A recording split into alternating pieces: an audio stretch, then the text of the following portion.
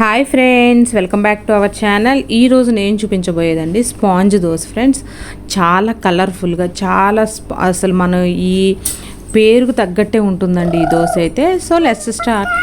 ఎవరైతే నా ఛానల్ని ఫస్ట్ టైం చూస్తున్నారో ఒకసారి సబ్స్క్రైబ్ అయితే చేసేయండి ఫ్రెండ్స్. అలాగే పక్కనే ఉన్నటువంటి బెల్ ఐకాన్ని క్లిక్ చేస్తే దానిలో ఉండే ఆల్ ఆప్షన్ క్లిక్ చేయడం వల్ల నేను పెట్టే కొత్త వీడియోస్ అన్నీ మీ ఫోన్కి వస్తూ ఉంటాయి ఫ్రెండ్స్. సో ఈ దోశకైతే మనం పప్పులు ఏమి నానబెట్టక అవసరం లేదండి, అప్పటికప్పుడు చేసుకోవచ్చు. సో ముందుగా అయితే ఒక మిక్సీ జార్ తీసుకొని నేను ఒక 200 గ్రామ్స్ లోపే నేను సూజీ తీసుకున్నానండి. బొంబాయి రవ్వ అంటారు కదా, దీనిలోనే ఒక 100 ml నేను కొంచెం పెరుగు యాడ్ చేసుకుంటున్నాను. కొంచెం పుల్లగా ఉన్న పెరుగైనా పర్లేదు, నార్మల్ పెరుగైనా పర్లేదు. దీనిలో కొంచెం నేను నానబెట్టుకున్నటువంటి ఒక 2 గుప్పెళ్ళ వరకు అటుకులండి నానబెట్టుకొని ఇవి కూడా యాడ్ చేసి, దీనిలో నేను ఎలాగ వేస్తున్నాను కదా అని నేను ఎప్పుడు దోశ వేసినా కూడా ఇలా ఆకుకూర ఏదైనా యాడ్ చేస్తానండి.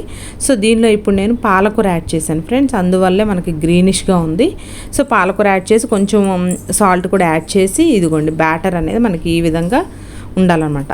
చూసారా, మనకి చాలా బాగుంటుందండి, అప్పటికప్పుడు వేసేసుకోవచ్చు. టేస్ట్ అయితే నిజంగా చాలా బాగుంటుంది, చాలా స్పాంజీగా కూడా ఉంటాయండి. మన పిల్లలు ఆకుకూరలు డైరెక్ట్గా పెడితే తినరు కదా, వాళ్ళకి ఈ విధంగా కలర్ఫుల్గా చేసి పెట్టండి, మంచిగా తినేస్తారు. సో దీనిలో ఇప్పుడు నేను కొంచెం ఒక 1/2 టేబుల్ స్పూన్ వరకు నేను బేకింగ్ సోడా అండి, మీకు ఇష్టం లేదనుకుంటే స్కిప్ చేసేయండి. కొంచెం బేకింగ్ సోడా వేసుకోవడం వల్ల ఏంటంటే మనకి దోశ అనేది ఫ్లఫీగా ఉంటుందన్నమాట. సో దీనిలో కొంచెం జీరా కూడా యాడ్ చేసి మనం ఈ పిండిని అనేది ఒక 1/2 గంట పాటు రెస్ట్ ఇచ్చి పక్కన పెట్టేసుకున్నాం అనుకోండి, మంచిగా బాగుంటుంది అనమాట దోశ వేసుకునేటానికి. సో ఇప్పుడు దీనిలో కాంబినేషన్ చట్నీకి పచ్చిమిర్చి, శనగపప్పు, అలాగే కొంచెం కొబ్బరి యాడ్ చేశాను, జీలకర్ర, అలాగే కొంచెం వెల్లుల్లి, కొంచెం సాల్ట్ అనేది యాడ్ చేసేసి దీనిలో కొంచెం నేను కరివేపాకు కూడా యాడ్ చేశానండి. చెప్పాను కదండి, మన పిల్లలకి ఆకుకూర తినిపించాలి అన్నప్పుడు వాళ్ళు సపరేట్గా ఇలా మనం తీసుకొని పక్కన పెట్టేస్తారు కదండి. ఇలా చట్నీల్లో కానీ దోశల్లో కానీ డైరెక్ట్గా వేసి పెట్టేసాం అనుకోండి, వాళ్ళు తింటారు, టేస్ట్ బాగుంటుంది. అలాగే కలర్ కూడా అండి, మెయిన్ కలర్ కూడా చాలా బాగుంటుంది అనమాట, వాళ్ళు చాలా ఇంట్రెస్ట్గా తింటారు. బాగుంది ఈ దోశ అయితే, నేను ఈరోజు వేసిన దోశ చాలా గ్రీనిష్ కలర్లో ఉందండి, మా పిల్లలు అయితే చాలా ఇష్టంగా తింటారు.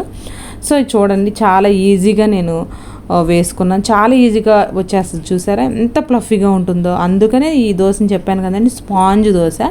అస్సలు పప్పులు ఏమి నానబెట్ట అవసరం లేదు, అప్పటికప్పుడే వితిన్ ఒక 10 to 15 మినిట్స్ లోపే మనకి టిఫిన్లో కానీ, మామూలు మీకు బ్రేక్ఫాస్ట్లో కానీ, లంచ్లో కానీ ఎవరైతే డైట్ ఫాలో అవ్వాలనుకుంటున్నారో వాళ్ళు ఏ టైంలో తీసుకున్నా కూడా మంచిగా బాగుంటుందండి. సో ఇంకెందుకు లేట్, మీరు కూడా ఒకసారి ట్రై చేసేయండి. మీకు ఎలా కుదిరిందో నాకైతే కామెంట్ చేయడం మర్చిపోకండి ఫ్రెండ్స్. Thanks for watching.